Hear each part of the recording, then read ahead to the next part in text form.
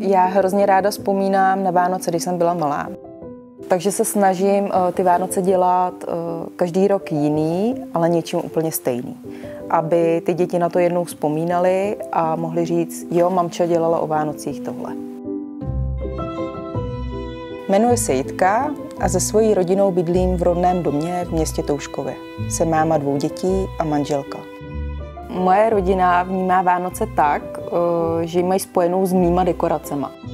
Nesnáší, když je tvořím, ale kdyby náhodou nebyly, tak jim strašně chybí. Tak Vánoce miluji nejvíc proto, že mám strašně prostoru pro to tvořit. Můžu tvořit věnce, vánoční výzdobu pro sousedy, pro rodinu, pro zákazníky. A hlavně mi na tom baví to, že z toho mají všichni radost, že jsou šťastní, že se jim moje výrobky líbí. Musím říct, že věnce mi něčím fascinují. Úplně nevím čím, jestli tím, že nikdy nekončí. U nás po bytě, po celém domě je jich nespočet. A mám tady jeden speciální věnec. Ten věnec máme už 11 let. Je speciální tím, že strašně opadá. Rozpadává se. Manžel by ho nejradši hodil do toho krbu, který je pod ním, ale ten věnec tady s náma bude vždy, na pořád. Nevzdám se ho nikdy. S výzdobou začínáme první adventní neděli. Náš letošní stromeček se nese hodně v přírodním duchu. Dřevo, papír, nesmí tam chybět pochopitelně tradiční skleněné ozdoby a mnou vyráběné patinované ozdoby. Se synem hodně vařím. Peču, on miluje pečení. Super, budeme péct perníčky, Matýsek udělá velikánskou kouli z těsta, naplácá do ní mouku, píchne do toho vykrajovátka a odchází. U Matýska zdobení perníčku probíhá tak, že sní úplně všechnu polevu a opět odchází.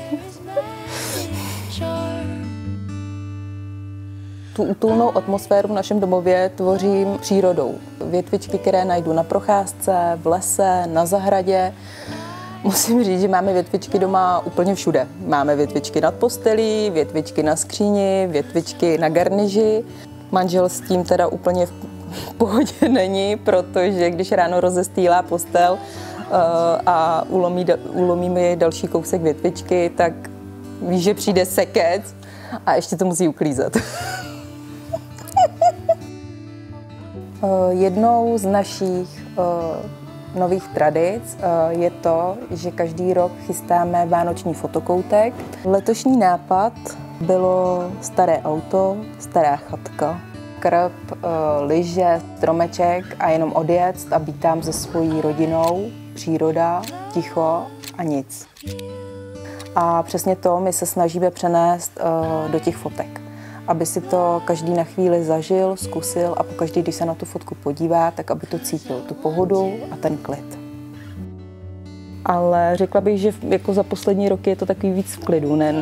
Neběhám do 5 do večera s hadrem a s koštětem a snažím se té rodině víc věnovat, a aby jsme byli všichni pospolu a zažili to pravý kouzlo Vánoc, protože o tom ty Vánoce jsou, že ta rodina je pohromadě a je takový ten klid, láska, pohádky, čaj.